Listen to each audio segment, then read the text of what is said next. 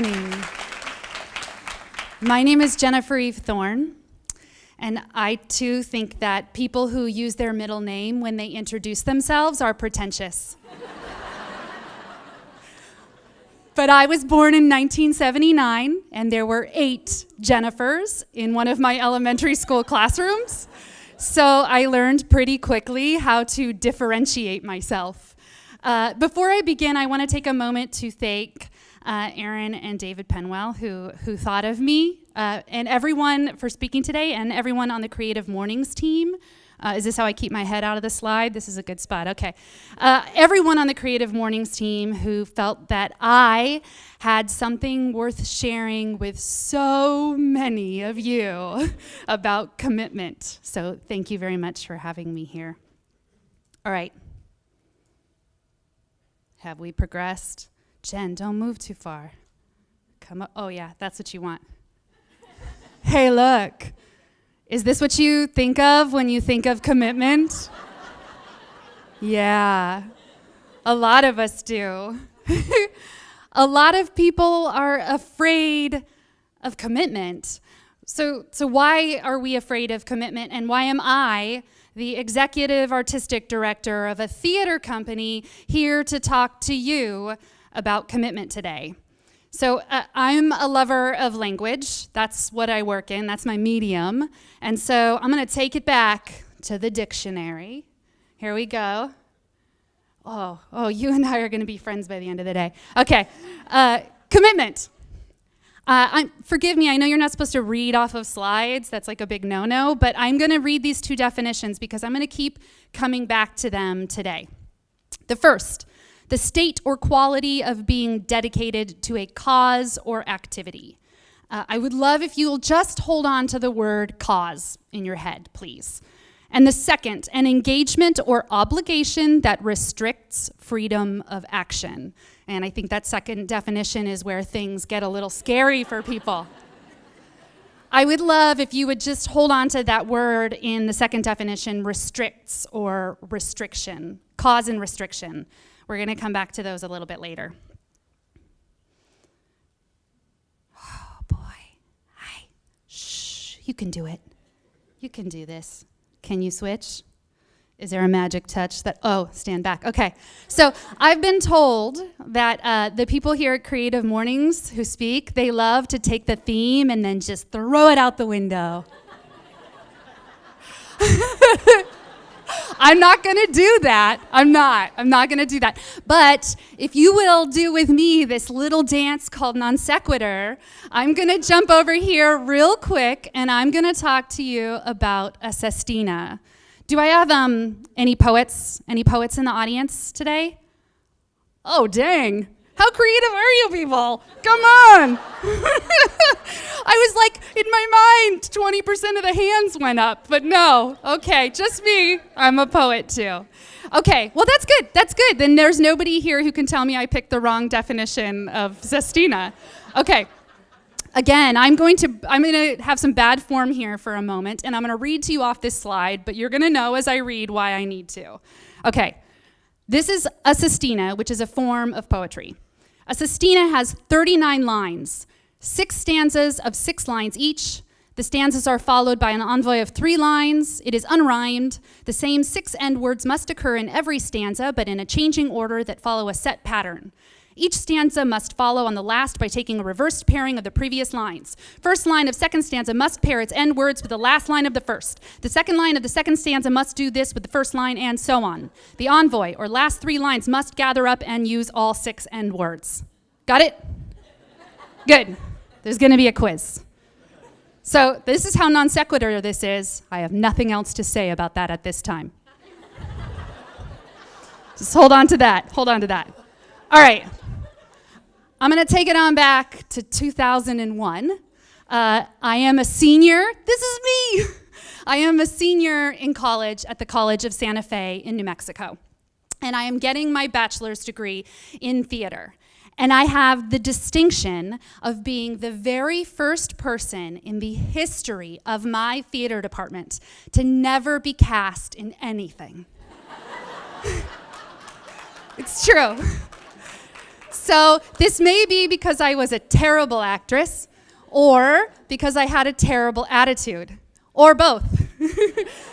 I think it may have been both. But the really good thing that came out of that frustration was that my parents, who are here today, yay, Mom and Dad, they politely suggested that I might try my hand at directing or producing.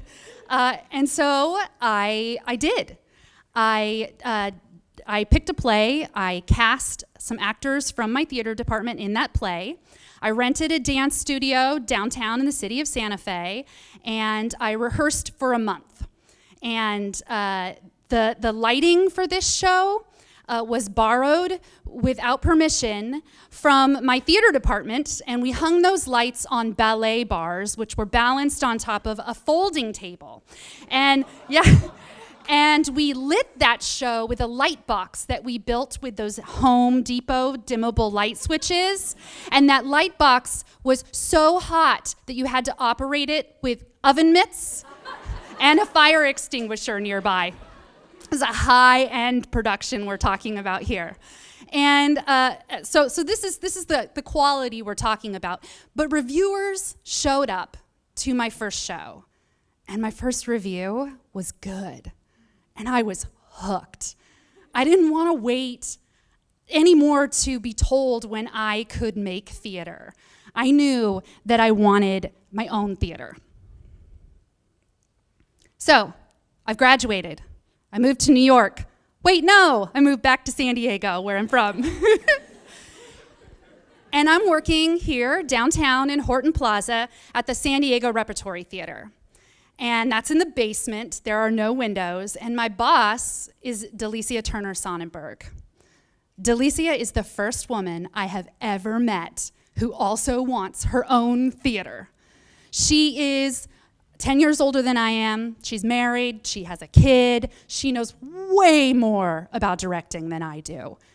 But Delicia wants to open a theater with me. So, I can't say no to this opportunity. She's my mentor. So myself, Leif Kellgren, Joanne Glover, and Delicia Turner Sonnenberg decide that we are going to build a theater. We start doing research, and we discover that at that time, and this is research phase is about 2003, 2004, that only 16% of all the plays being produced professionally in the US are written by women. Now, ladies, I'm not naive. I knew it wasn't going to be 50%. But I had no idea how big that disparity was. And when we found that statistic, we knew that we wanted to build a company that would be a launch pad for female playwrights. So we spent a year. Do you guys remember this in your house? This is my mom. She was our first board president. Oh, gee, yeah. So we spent a year learning about nonprofits. We figured out how to apply for nonprofit status. We divided up the different sections of the business. We learned about selling subscriptions, how to produce, every corner that we could figure out. Now let me tell you, and my sisters in here will not be surprised, that when you're a woman starting a business, when you put the open sign out, you need to be better than ready if you're gonna go. And we knew we needed to be better than ready. We needed to be funded. We needed to be prepared. And so we gave ourselves, even though all of us had full-time jobs, one day a week where we spent the whole day together to plan this business for a year. And during that time, we also came up with our name, Moxie, force of character, determination, or nerve. Man, opening up a nonprofit theater takes a lot of courage.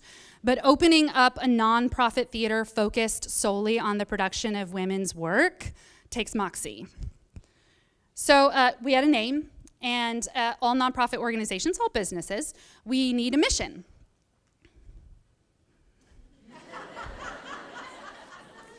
I did not put this slide in my slide deck.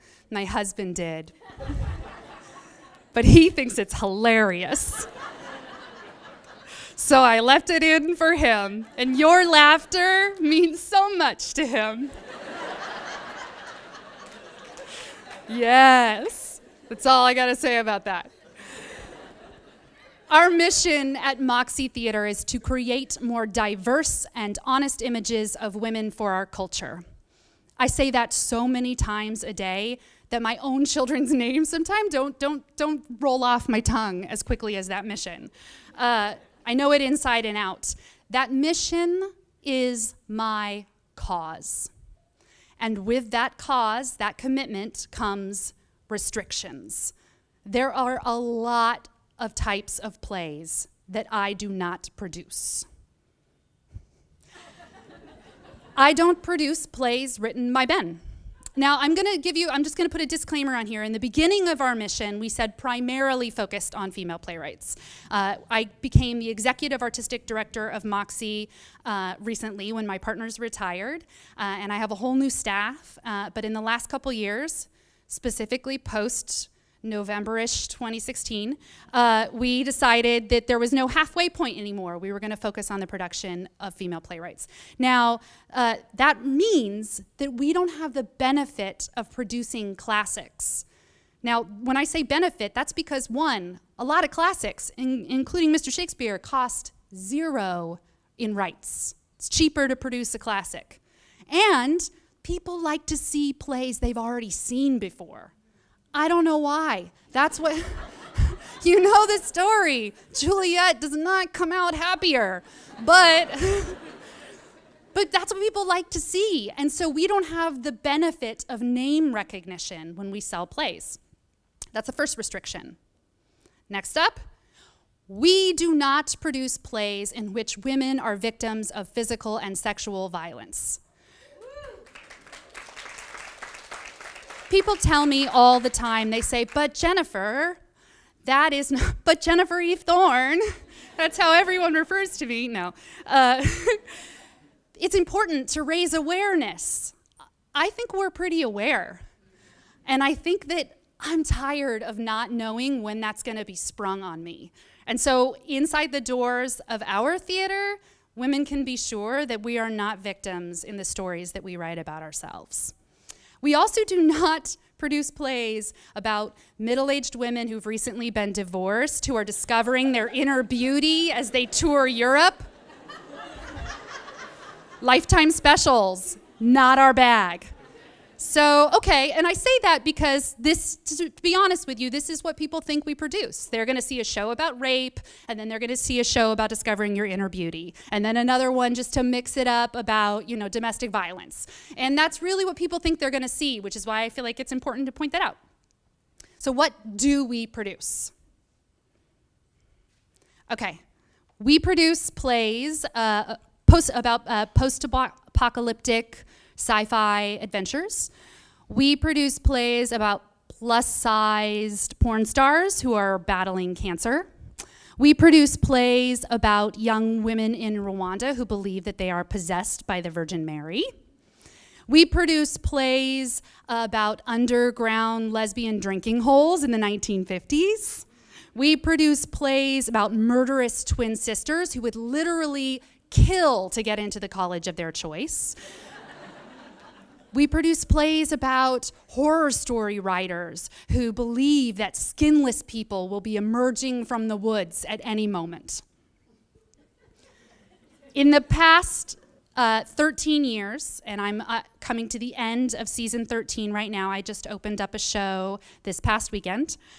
We've produced 57 productions. Oh, hey, some of my words are missing in here, but good thing I know about this theater company.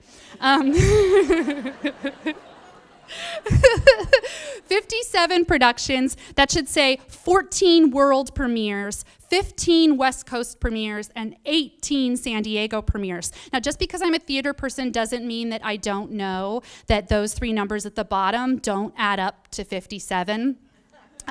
But believe it or not, there are just a tiny handful of classics written by women that they managed to just sneak in, and so we have produced some of those. There's some of your missing numbers in there. My partners and I at Moxie, we believe that and I got to thank Erin Penwell from Ash and Arrow Photography for this gorgeous photo of my sisters and I. We believe that the restrictions of our mission are what allow us to find these wild and ingenious worlds that we would not ever have found otherwise if we were trying to pick from the mass of plays that are out there. If we hadn't really focused in, we would never have found the work that we feel so committed to. And you know, my sisters and I also believe that we are discovering the classics of the future, and that those classics will be written by women. So this would be a fine place for me to stop, but my friends at CreativeMornings have told me that what sets these apart is authenticity. And so I couldn't speak authentically about commitment if I didn't introduce you to Matt Thorn. Oh, it's hard to see Matt Thorn. He's up here in the flesh and blood if you want to see him later. When my sister graduated from high school, which was what? I don't know, a while ago, she went on a Kentucky tour to Australia. And on that Kentucky tour, she met an Englishman. She came home, a year passed, and she told me that this Englishman was coming to San Diego. And he wanted to hang out with her. He was at the end of his year-long world tour. And then she told me that he was 30. And I said, oh, you're 19. What is he coming here to hang out with you for? He's a scumbag. Oh, honey. And she said, no, it's really not like that. He's nice. You'd like him. He's kind of a big brother type. I will never forget that that's how she described him. So she was only 19, though. She couldn't take him out for a drink. So she asked her big sister to. She drove him to my house, and she dropped him off on my doorstep. And then she left. My plan was to go and see a band at the Casbah that night. I opened the door, and Matt Thorn is wearing a white button-down shirt. And I am wearing a black kimono and men's black and white pinstriped pants. We were an unlikely match. But we get in the car, and Matt turns to me, and he says, so your sister tells me that you've been working on adapting a book into a play to raise money for landmine victims. And I think, wow, that's a really specific thing for her to tell you about me. Way to open up a conversation, dude. And I go, yeah, I've been doing that. And he says, before I left the UK, I was working for the English government, and I was designing robots to detect and remove landmines.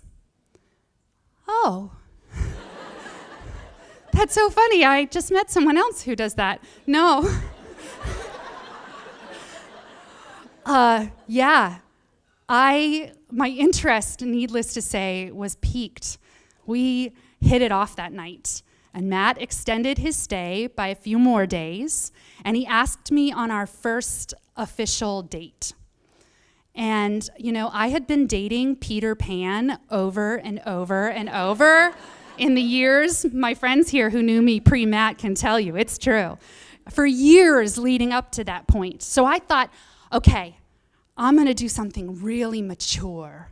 I'm going to shake it up. I'm going to cut straight to the chase on this date. So we sit down across from each other, and I say, can you tell me what commitment means to you? It's a good opener for a date. I highly recommend it. But Matt says, without hesitation, without a hint of drama or a change of tone in his voice, he says, my mother is a paraplegic. She's been in a wheelchair since she was 30, and my father has looked after her every day of their marriage since then. Oh.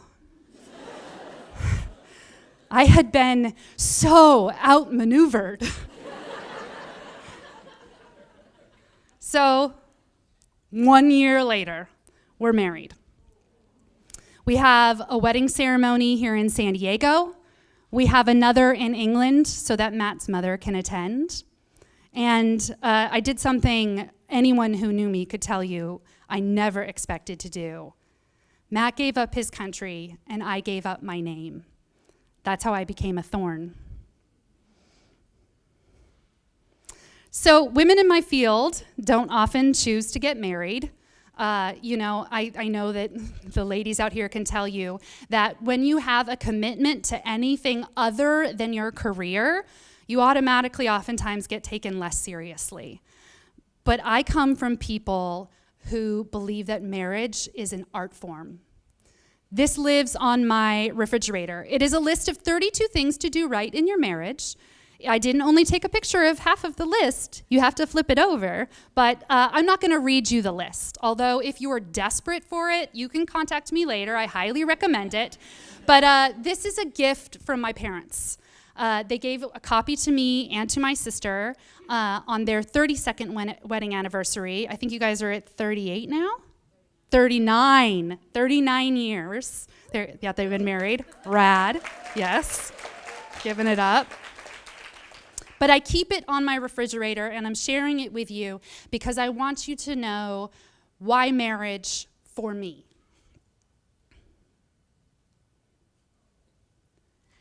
Matt Thorn is my cause.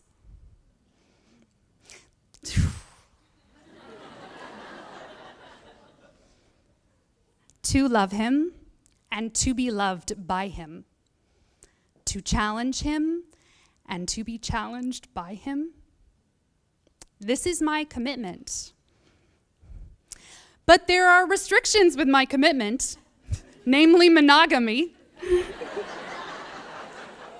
That's one we like. But inside those restrictions, Matt and I are challenged to be more creative, more adventurous. We travel further. We are committed to learning every day better ways to be married. And there are other restrictions in my marriage. My husband is also the founder of a business that he started with my father, because that seems like a great idea. So he works really long hours. Sorry, guys, I love you too. Oh, I'm like glued to that podium. It's because I can't click from over here. But he works really long hours, and he's really passionate about what he does, which means we really have to take time to prioritize our marriage and spend time together working on it. And then there's Penny and Fox. My choice to have children is the fullest and most profound expression of my love for Matt Thorn. But children sure come with a lot of restrictions, people. I work really late. Oftentimes I work until after midnight. Oftentimes I pull more than 12-hour days. But I get up at 6 a.m. so I can squish in one more hour of work before I pack lunches and before Matt drives the kids to school. And even though my husband also is running a business, when he comes home, he plays solo dad so that I can go back to work to direct in the evenings. Those are our commitments and our restrictions. So these are my commitments. But inside the restrictions of my marriage, I am freed from having to apologize for being opinionated and ambitious. I am freed from having to choose between work and family. I am freed to be my most full self and challenged to be my best self. You thought I forgot about it. I didn't. I'm coming on back to the sestina. So, in college, I also was a creative writing minor, and I remember this assignment really clearly. My professor challenged us to, my poetry professor challenged us to write a sestina. And I remember so clearly going back to my dorm room and trying to figure out how the hell to write one of these, and being so frustrated by all of the rules. And then writing one of the strongest pieces I'd ever written. And looking down at that after and knowing that I could never have gotten to that without boundaries. There is freedom within the form of this sestina. So we're afraid of commitment. Most of us walk around feeling like we are overcommitted. We have too many things to do. But what I would love to leave you with today is this question. Perhaps the problem isn't that you are overcommitted. Perhaps it is, in fact, that you are undercommitted to the people and the things that matter most to you. And that's why we keep going around making fake commitments to people and things that we don't really care about. There is freedom in specificity. There is a freedom with boundaries.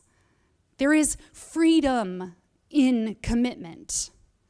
And here is where I insert a slide of a bird flying into the sunset. But I am an artist, and I have standards, so I won't do that. Thank you.